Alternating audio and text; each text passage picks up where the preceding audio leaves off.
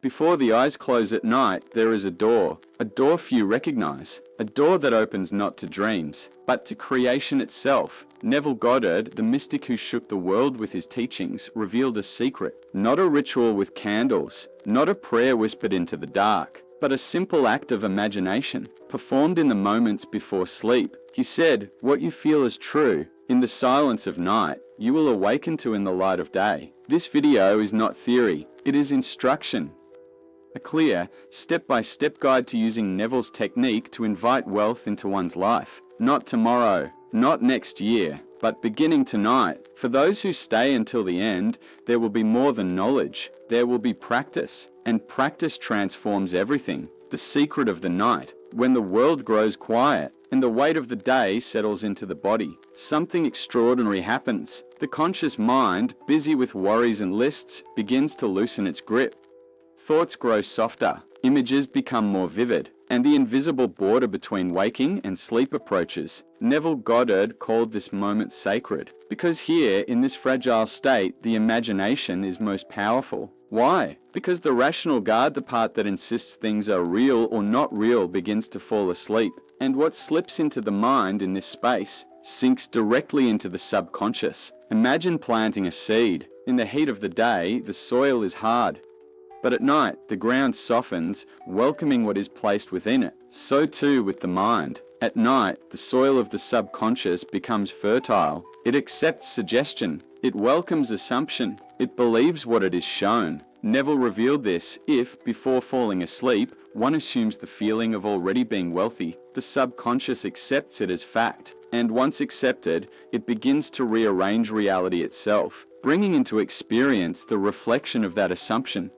This is not wishful thinking. It is law. It is the same law that governs every dream, every memory, every manifestation of identity. What the mind assumes as true, the world mirrors back. But here is the tragedy. Most people drift into sleep replaying their failures. They review debts. They imagine lack. They fall asleep rehearsing problems instead of promises. And night after night, they plant seeds of scarcity in the subconscious, then awaken to the harvest of their own unconscious creation.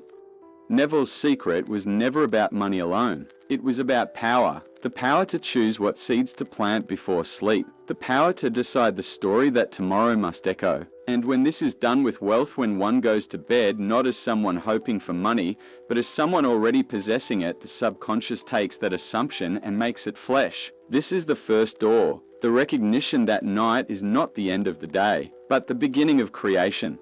If this truth is already stirring something inside you, don't let it fade. Subscribe now and stay close, because the next steps will reveal how to turn this secret into practice. And practice is where lives change. Why sleep unlocks creation. Sleep is not an escape. It is not simply the body's way of resting. It is the portal through which imagination steps into reality. Neville Goddard often reminded his students, the state entered before sleep determines the shape of tomorrow. Why? Because the subconscious never sleeps. It works endlessly, taking the impressions left upon it and weaving them into experience. Think of it this way, the conscious mind is like a sculptor with a chisel. All day long, it carves thoughts, choices, and reactions. But when night comes, the tools are set down. The sculptor grows tired, and yet the statue continues to be shaped, not by conscious choice, but by the impressions left behind. The moments before sleep are the final strokes.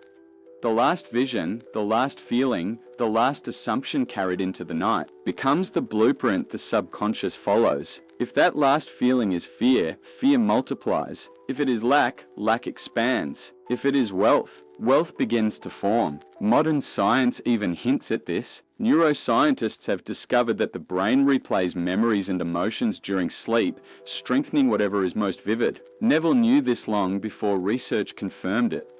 He understood that the subconscious magnifies whatever is fed to it in the twilight state. But here is the key, it is not empty words that matter. It is not repeating "I am rich" with no feeling. The subconscious responds to assumption, to embodiment, to the sense that something is already real. So when someone lies down at night, closes their eyes, and truly feels the weight of money in their hands, When they imagine the relief of bills already paid, or the joy of checking an account overflowing with abundance, the subconscious accepts it as true, and once accepted, it begins to express that truth through circumstances, opportunities, and encounters. This is why Neville placed such urgency on the state before sleep. It is the crossroads of creation, the place where one chooses between repeating the old story or stepping into the new.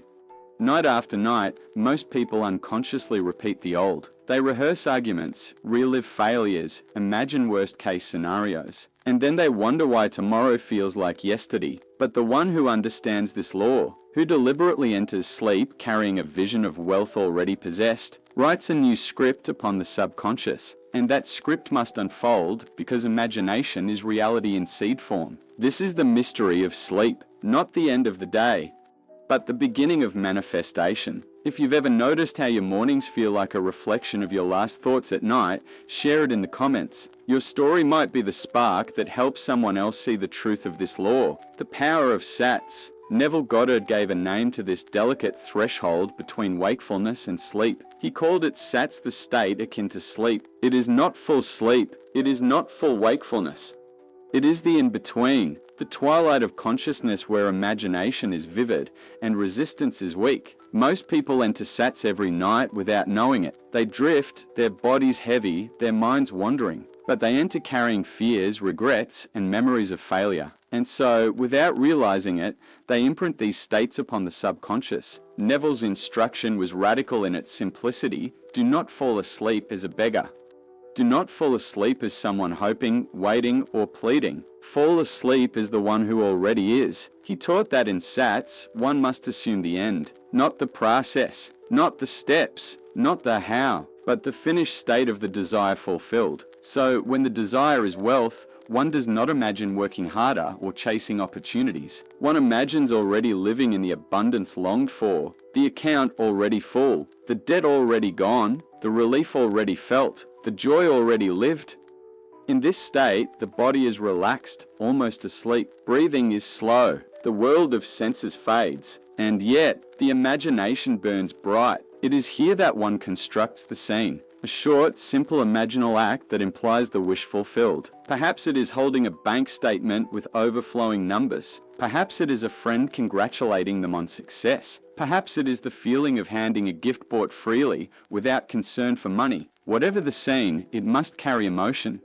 For the subconscious accepts only what feels real. Neville warned, do not force. The scene must be effortless, repeated gently, like a lullaby. The goal is not to control sleep, but to let the body drift while the mind remains fixed in assumption. And here lies the secret. If one falls asleep inside the scene of wealth fulfilled, the subconscious takes it as truth. And once accepted as truth, reality must conform. This is SATS, not a ritual, not a superstition, but the most powerful doorway to creation, available every single night. It is the art of falling asleep, not as the old self, but as the new. If you're beginning to see how powerful this state truly is, give this video a like. It helps this teaching reach others who are still searching for answers. Assuming wealth before closing the eyes. It begins with a choice, a deliberate pause before surrendering to sleep. The decision, what state will I carry into the night? Neville Goddard insisted this moment is sacred, for it is here, in the stillness before dreams, that a person chooses the world they will awaken into. To assume wealth is not to repeat empty words. It is not saying, I am rich, while secretly feeling lack. It is to inhabit the feeling of already having what is desired, to dress oneself in abundance as though it were clothing for the soul. How is this done? First, the body must be stilled. Lie down comfortably, close the eyes, breathe slowly. Let the weight of the day fall away. Then summon a simple imaginal scene, one that implies wealth is already a fact. Perhaps it is sitting in a favorite chair, holding a check with unexpected numbers. Perhaps it is seeing the balance of an account and feeling the rush of gratitude. Perhaps it is something even smaller, a dinner paid for without hesitation, a gift given freely, a moment of financial ease. The key is simplicity. The scene must be short, repeatable, and emotionally charged. Now, enter the scene, not as an observer, but as a participant. Do not watch yourself. Be yourself. Feel the textures, the sounds, the emotions. Hear the pen scratching as you sign the check. Feel the cool metal of a credit card as it slides across the counter. Breathe the relief of bills already erased. Then let the emotion swell. Neville taught that feeling is the secret. The subconscious does not respond to logic, but to sensation. If wealth feels natural, if abundance feels real, then the subconscious must accept it. The scene may loop once, twice, or many times. Do not strain. Do not force. Gently let it play until the body surrenders to sleep. And here lies the power. When sleep takes you, it does so carrying the assumption of wealth. And what is assumed in sleep is expressed in waking life. To assume wealth before closing the eyes is to declare, I will not plant seeds of fear. I will not rehearse lack. Tonight, I choose abundance. This practice, repeated night after night, reprograms the subconscious. And once the subconscious is convinced, the outer world must reflect the inner conviction. Wealth then ceases to be a dream. It becomes the only possible outcome, the mistake that blocks manifestation. There is a danger hidden in this practice, a mistake so common that most people never notice they are making it.